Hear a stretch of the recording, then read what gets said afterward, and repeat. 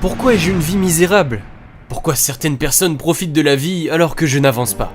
Si vous vous êtes posé ces questions au moins une fois dans votre vie, bienvenue dans cet enseignement. Aujourd'hui, je voudrais partager avec vous les pensées de Jim Rohn sur la nécessité de devenir la meilleure version de nous-mêmes. Jim Rohn est un entrepreneur américain, auteur et conférencier motivateur qui a influencé d'autres personnes dans le secteur du développement personnel.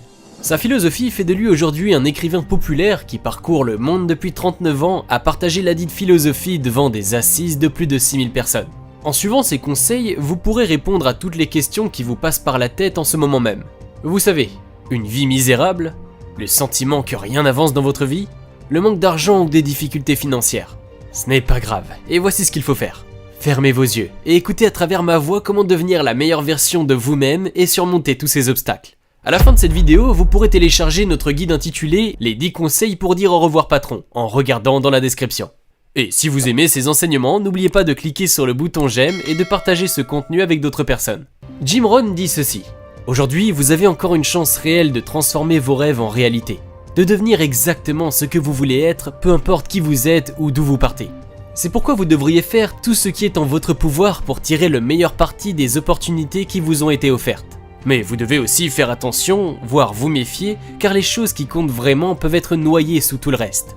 Les bonnes choses peuvent être étouffées sous le plastique et le métal brillant, et ce que vous avez devient un peu moins important que ce que vous êtes. Je parle ici du caractère, de la capacité à s'inspirer soi-même qui vous qualifie, qui vous donne le droit, qui vous rend digne de diriger les autres. Avez-vous l'impression que beaucoup de gens réussissent aujourd'hui sans bénéficier d'un caractère bien trempé? Il me semble que c'est parfois le cas, mais je pense que des signes très positifs commencent à apparaître. Nous commençons à réaliser que nous ferions mieux de nous souvenir de ce qui nous a permis d'arriver ici si nous voulons aller plus loin.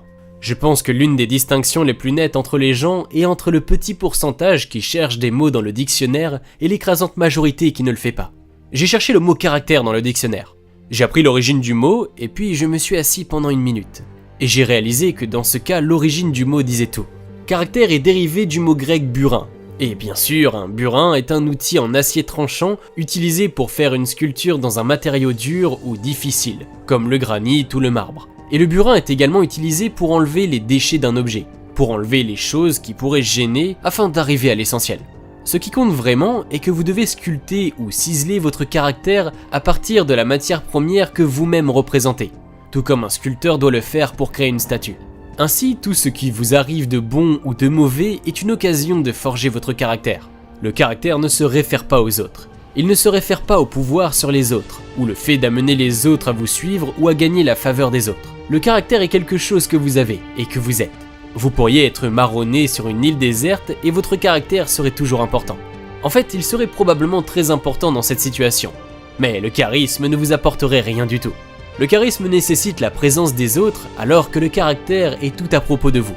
Le caractère est la personne que vous êtes une fois que vous avez sculpté et dépassé tous les matériaux inutiles. Pour ce qui est en dessous, la personne de caractère regarde à l'intérieur pour tirer la vraie source d'inspiration et d'énergie. Les personnalités puissantes résistent souvent à la délégation de l'autorité. Mais c'est une attitude de caractère pour un leader de s'abstenir de faire le cœur et l'âme indispensable d'une organisation. Les personnes de caractère sont généralement bien aimées par tous ceux qui les entourent. Mais elles indiquent clairement que leur premier amour est la vérité, même si elles le manifestent mal.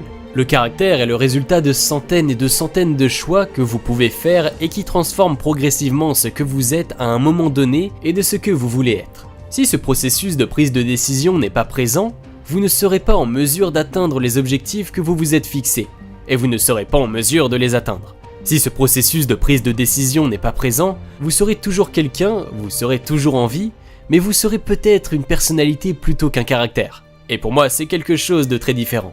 Le caractère n'est pas quelque chose avec lequel vous êtes né, et que vous ne pouvez pas changer, comme vos empreintes digitales, c'est quelque chose avec lequel vous n'êtes pas né, et que vous devez prendre la responsabilité de créer. Il se peut que vous ne puissiez pas traverser les montagnes rocheuses dans un chariot protégé. Mais vous pouvez toujours vous créer une vie meilleure en traversant les montagnes de votre âme, et cela peut être un défi encore plus grand. Il y avait autrefois une blague sur les équipes de football, qui perdaient tous leurs matchs. L'entraîneur dirait qu'ils ont forgé leur caractère cette année, comme si le caractère était quelque chose dont on se contente quand on n'a pas atteint ce que l'on voulait vraiment. Ou comme si le caractère était quelque chose qui se développe automatiquement en vous à la suite de l'adversité. Je ne crois pas que l'adversité en soi forge le caractère. Et je ne pense certainement pas que le succès le mine. Vous pouvez forger votre caractère par la façon dont vous réagissez aux événements de votre vie, qu'il s'agisse de gagner ou de perdre chaque match, de devenir riche ou de faire face à des temps difficiles. Vous forgez votre caractère à partir de certaines qualités que vous devez créer et entretenir avec diligence en vous-même. Tout comme vous planteriez et arroseriez une graine ou ramasseriez du bois pour faire un feu de camp. Et pour les trouver, tout comme on cisèle le roc pour créer la sculpture qui n'existait auparavant que dans votre imagination. Mais ce qui est vraiment étonnant à propos du caractère, c'est que si vous vous engagez sincèrement à devenir la personne que vous voulez être, non seulement vous créerez ces qualités, mais vous les renforcerez et les créerez en abondance, même si vous vous en aspirez tous les jours de votre vie. Depuis l'Antiquité, les philosophes considèrent que le courage est la base de toute réussite réelle.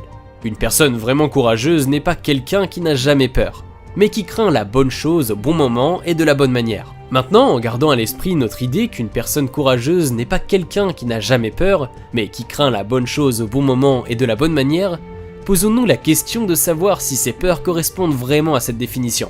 Je pense que si nous regardons un peu plus loin, nous verrons que ce qui effraie vraiment les gens dans ces situations, c'est le sentiment qu'ils vont être impuissants, que toute leur confiance a été placée dans quelqu'un ou quelque chose et que maintenant ils ont été déçus et qu'ils ne peuvent rien faire. Ils sont impuissants, mais rappelez-vous que vous n'êtes jamais vraiment impuissant et le sentiment que vous êtes impuissant ou que vous pourriez l'être si certaines choses se produisaient est quelque chose que vous devriez vraiment craindre et que vous devriez refuser d'accepter. Il faut du courage pour le reconnaître, car cela signifie que l'on accepte la responsabilité de son propre avenir. Mais je dirais que nous devrions accepter cette responsabilité, car personne ne va vraiment l'accepter à votre place, quoi que nous puissions faire pour l'améliorer. Laissez-moi souligner que la peur sous-jacente de la plupart des peurs est la peur de l'impuissance, d'être victime ou d'être balayé par les vents du destin comme une feuille est balayée d'un arbre. Mais est-ce vraiment une façon légitime de voir les choses ? Les personnes qui ont construit notre pays ne se sont pas senties impuissantes face à des obstacles que nous pouvons aujourd'hui à peine imaginer. Aujourd'hui, nos peurs consistent à ne pas être à la hauteur de nos idéaux, à réagir au lieu d'agir, à ne pas profiter des opportunités qui sont toujours à notre portée. Une personne vraiment courageuse n'a pas peur de ce qui pourrait ou ne pourrait pas arriver, la semaine ou l'année prochaine. Elle craint plutôt de ne pas tirer le meilleur parti de chaque instant aujourd'hui.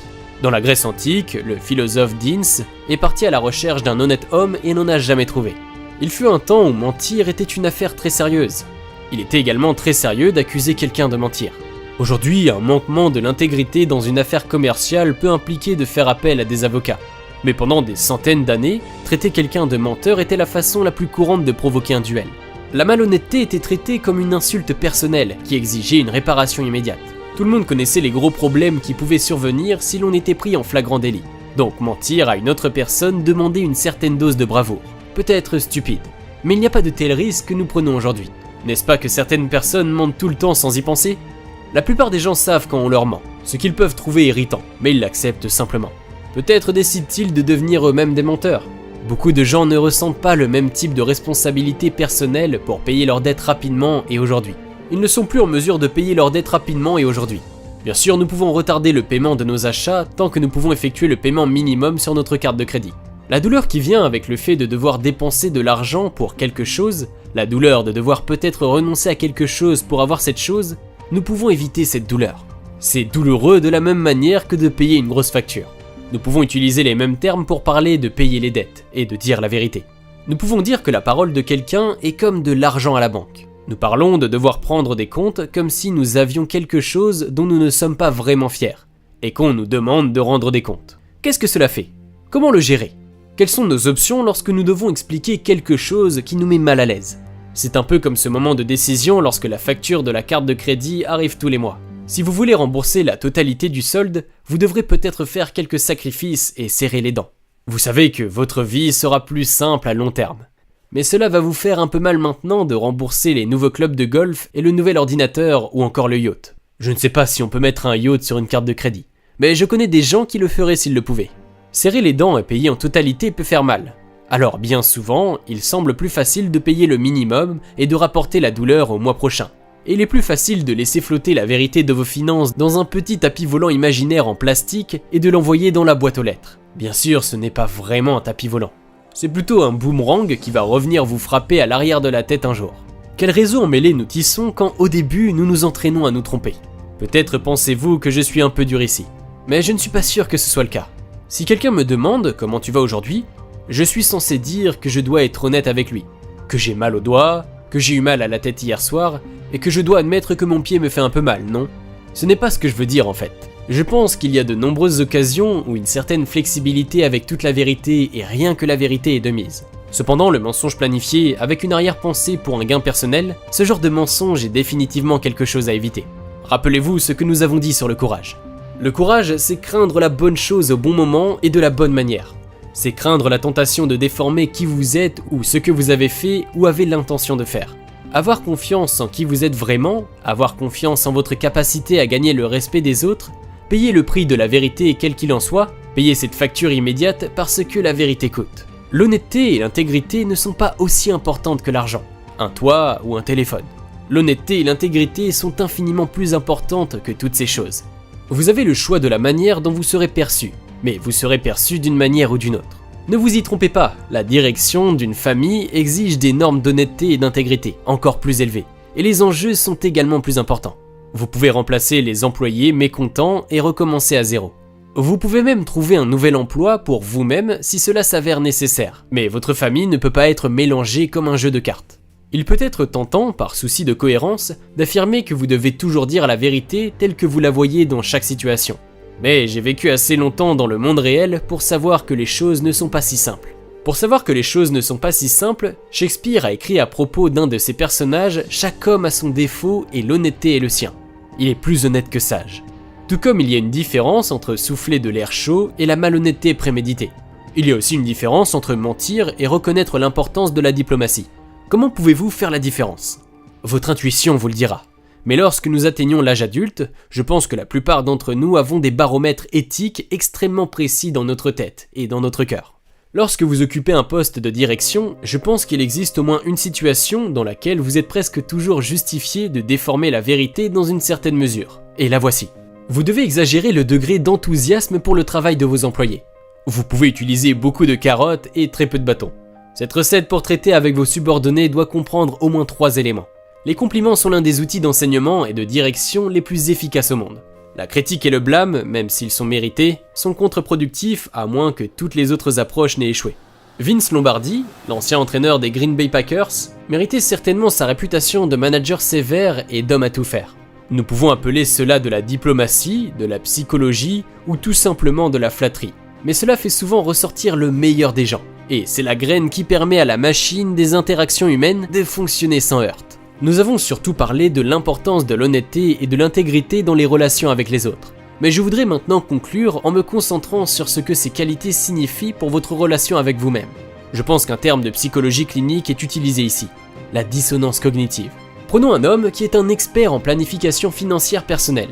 Il gagne bien sa vie en conseillant les gens sur l'assurance vie, les fonds fiduciaires et les différents types d'hypothèques. Mais une grande partie de son activité consiste à aider les personnes qui se sont lourdement endettées et qui doivent déchirer leur carte de crédit et commencer à épargner au lieu de dépenser. Parfois, il n'y a pas d'autre solution que de déclarer faillite et de repartir à zéro. Nous sommes tellement surpris quand un jour, cet expert en planification financière personnelle dit qu'il met fin à ses activités. « Je ne peux tout simplement plus supporter la pression, c'est trop de stress », dit-il. Nous pouvons comprendre qu'il doit être stressant de faire face aux problèmes d'une personne après l'autre, qui a des difficultés financières et de travailler avec elle jour après jour. Mais voici la grande surprise. C'est moi qui ai des problèmes financiers, admet-il soudain. Il admet soudain qu'il est en retard sur tout, même sur le paiement de sa voiture, et après avoir fait des conférences sur les périls de l'endettement sur toute la journée, il ne peut se regarder dans le miroir. Wow, cet homme fait l'expérience de la dissonance cognitive, sous une forme extrême.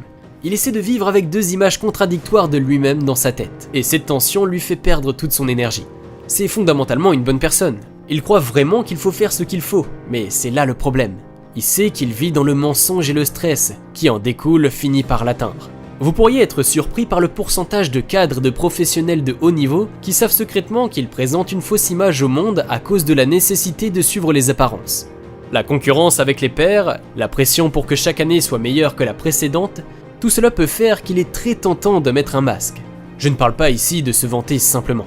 Il ne s'agit pas de se vanter, mais de créer un véritable fossé entre ce que vous dites au monde et ce que vous savez être la vraie vérité à votre sujet. Le monde est une scène. Et dans une certaine mesure, nous jouons tous les rôles. Mais vivre avec honnêteté et intégrité peut rendre tout cela plus facile. C'est là que l'éthique et la psychologie se recoupent vraiment. Non seulement il est juste de minimiser la dissonance cognitive à long terme, mais c'est aussi beaucoup plus facile pour votre psyché. Nous connaissons tous des gens qui ont réussi grâce à un comportement malhonnête ou au contraire grâce à leur éthique. Lorsque vous êtes enfant, vous pensez que cela n'arrive jamais. Mais lorsque vous grandissez, vous vous rendez compte que c'est le cas et vous pensez alors que vous avez vraiment pris conscience de la situation. Mais ce n'est pas la fin de l'histoire. J'ai vu des gens qui ont gagné des millions grâce à des tactiques commerciales douteuses et j'ai également vu un pourcentage plus élevé de problèmes de santé chez ces personnes, qu'aucun actuaire d'assurance ne pourrait prendre en compte. Chers abonnés, nous venons de partager avec vous les pensées édifiantes de Jim Rohn, qui nous exhorte de travailler à devenir une meilleure version de nous-mêmes en cultivant l'honnêteté et l'intégrité, afin de pouvoir vivre notre vie de façon épanouie. Maintenant, si vous voulez changer votre situation financière, assurez-vous de télécharger notre guide intitulé « Les 10 conseils pour dire au revoir patron » dans la description. Si vous avez aimé cette vidéo, n'hésitez pas à la partager autour de vous et à nous laisser un commentaire. Merci d'avoir suivi la vidéo et à bientôt pour une nouvelle dose d'inspiration.